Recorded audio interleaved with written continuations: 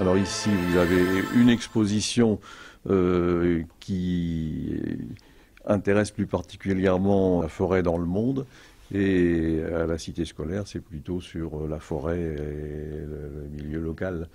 Alors ce que je voudrais dire, c'est que c'est Natura Music Festival qui est à l'initiative de cette opération-là, parce que c'était intéressant au niveau du fond, la forêt, le changement climatique, etc.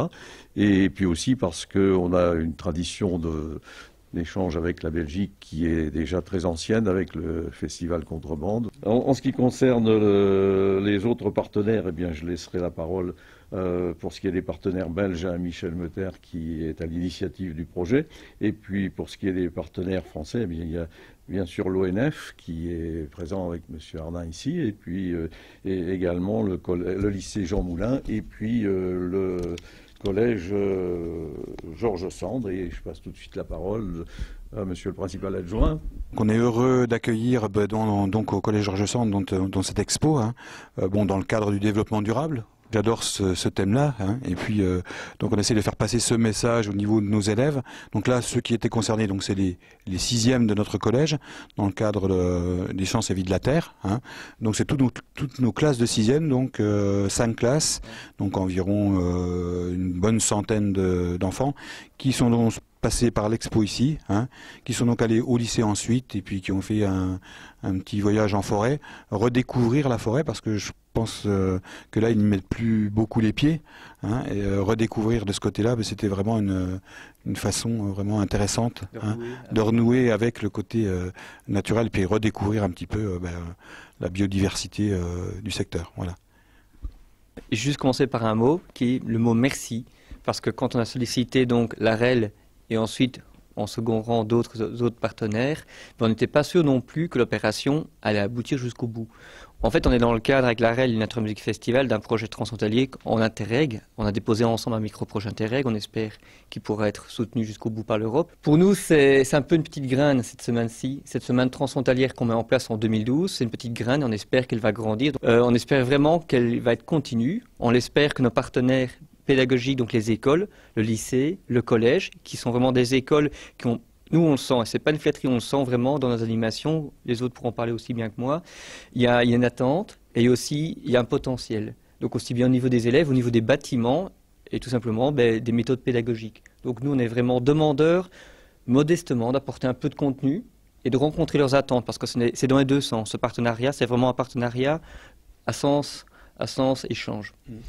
Donc voilà, je voulais dire aussi un petit mot au niveau des partenaires. Donc Sébastien parlera mieux que moi. Il y a les cercles d'intérêt de Belgique. Au niveau wallon, nous avons le centre culturel de Couvin qui servent aussi à réserver les écoles. Pourquoi? Parce que cette semaine transfrontalière, elle commence ici 3 jours sur 20, donc ça va être 250 élèves plus ou moins. Côté wallon, donc la semaine prochaine du 23 au 27 avril, ce seront plus ou moins 400 élèves qui seront partants et qui vont visiter les mêmes expositions que les petits Français ont vu cette semaine-ci. Donc voilà, maintenant je vais céder la parole à Sébastien qui va parler de l'exposition et du contenu. Oui. Alors je vais me répéter, mais finalement on ne dit jamais assez souvent merci. Donc moi je suis bien content d'avoir fait connaissance avec tout le monde et de pouvoir travailler avec ce qui se passe de l'autre côté. Parce que donc je travaille pour les cercles des naturalistes de Belgique et l'endroit où je travaille c'est à Vierve-sur-Virouin, au centre Marie-Victorin. Et là, je commence toujours mes animations en montrant la forêt, et puis on y va. Seulement, comme on a une journée d'animation, je n'ai malheureusement jamais le temps matériel d'aller de l'autre côté. De l'autre côté de la forêt, voir ce qui se passe. Cet autre côté, c'est chez vous. Alors je suis arrivé ce matin, plus ou moins, lundi matin, et je me demandais ce que c'était de l'autre côté de cette frontière, de l'autre côté de la frontière. Je me demandais est-ce que nous sommes tous les mêmes. On m'avait dit, de l'autre côté, ce sont les Français. C'est un autre peuple, un peu plus grand, avec des grandes dents et des longs cheveux. Et puis je m'aperçois que non, ils sont comme nous. Donc ça me fait fort plaisir, mais de voir un petit peu ce qui se passe de l'autre côté et de se rendre compte que ce massif, qui est pour moi une passion, la forêt est une passion, c'est une grosse partie de ma vie, eh bien elle nous réunit. Quand on parle ici avec les enfants qui sont là, on voit que, pas tous, mais beaucoup, aiment la forêt. C'est vraiment, c'est leur milieu, c'est aussi une passion pour certains. Donc, ça me fait plaisir de venir à la rencontre de l'autre côté. Et donc, je viens avec l'exposition ici, qui parle Ben, vous l'avez bien compris, qui parle des forêts. Donc les enfants viennent pour une demi-journée et la demi-journée est séparée en 3 stands. Un stand au-dessus que nous verrons après au lycée, un stand avec M. Ardin et de l'ONF et un stand ici où finalement on s'arrête sur un cas pratique qui est en rapport avec le réchauffement climatique, c'est-à-dire la déforestation. La déforestation ici, à Revin, n'existe pas vraiment. Mais on parle, on essaye de s'imaginer ce qu'il y a eu avant, ce qu'il pourrait y avoir plus tard. Et on parle de l'Amazonie, on parle des problèmes de déforestation au Congo, en Indonésie, de tout ce que ça peut impliquer. Et j'essaye de susciter finalement leur intérêt, bien sûr, mais aussi d'essayer de comprendre que ce problème de déforestation, ils interviennent, eux, chacun ici à 12 ans, même si ce ne sont que des enfants, ils peuvent intervenir. Et donc c'est un petit peu l'animation, se passe comme une grosse loupe. On part des forêts mondiales, et puis petit à petit, le champ d'action se rétrécit jusqu'à arriver à la forêt de Revin, où là, M. Ardin entre en action. Voilà, donc moi j'ai accueilli, animé plusieurs groupes d'élèves en forêt, en direct, et on a vu un petit peu les incidences du changement climatique sur la forêt locale. Je voudrais remercier tous les partenaires qui ont participé à cette animation, qui est une animation lourde, et vraiment, merci beaucoup d'avoir participé, et je pense que vous allez pouvoir profiter de l'exposition un petit peu ici, et puis également, on vous invite à aller à Jean Moulin pour 15h45 pour la suite, puisqu'il y a d'autres expositions dans le lycée. Il y a peut-être des questions. Vous avez des questions à poser ou pas?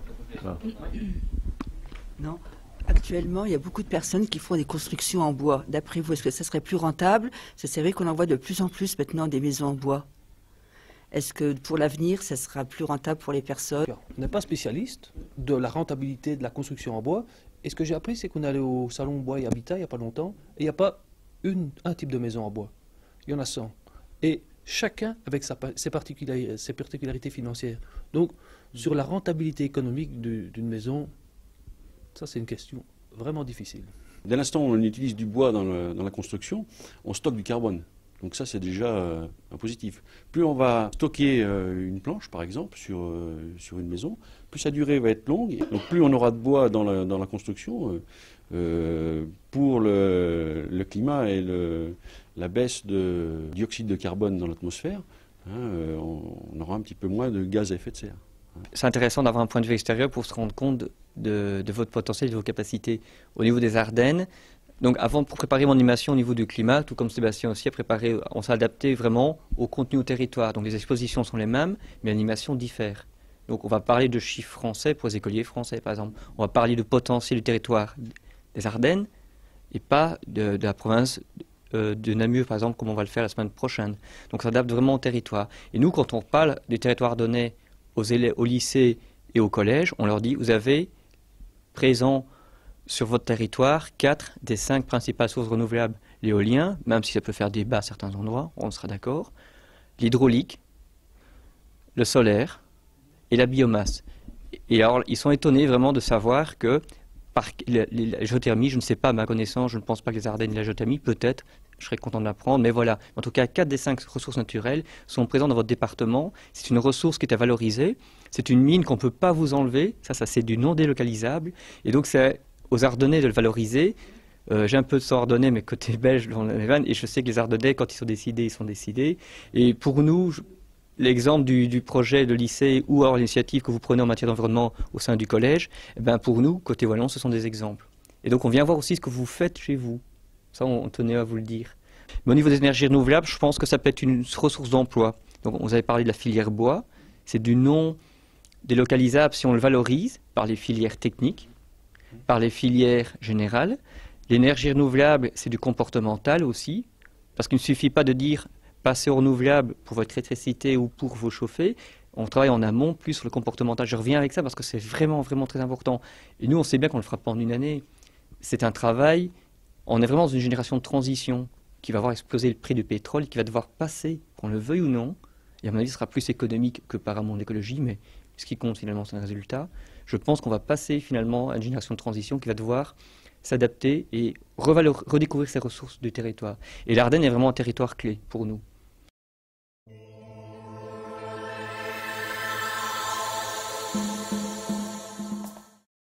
On a eu la chance de rencontrer